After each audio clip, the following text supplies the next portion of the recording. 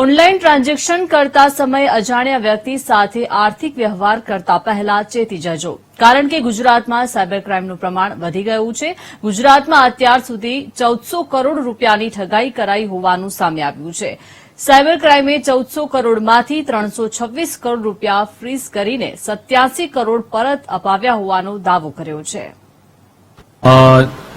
છેતરપિંડીને તો ખૂબ અલગ અલગ પ્રકારની ઘણી બધી મોડસ ઓપરન્ડી હોય છે.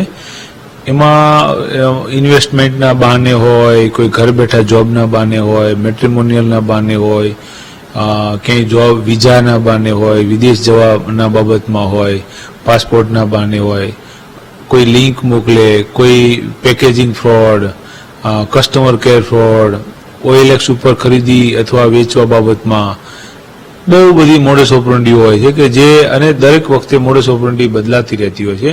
પરંતુ મુખ્ય મુદ્દો જો જોઈએ તો આપણી જે અંદર રહેલી નબળાઈ છે, એક ડર છે, બીજું લાલચ છે અને ત્રીજું આળસ છે.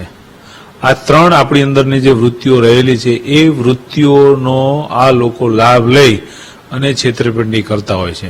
આ જે સાયબર ક્રાઇમ કરનારા પૂરા દેશમાંથી તથા દેશની બહારથી પણ ગુનેગારો કાર્યરત હોય છે.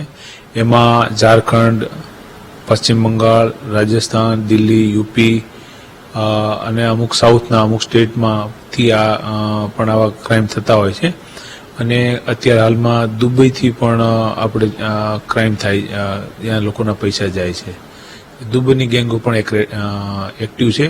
અને આપણું જે ચાઇના દેશ, આપણો જે પડોશી દેશ છે, ત્યાંના જે ચાઇનીઝ ક્રિમિનલ છે, જે કંબોડિયામાંથી અથવા નેપાળથી અથવા દુબઈ જઈ અને ત્યાંથી પૂરા છેતરપિંડીના ગુનાઓ કરતા હોય.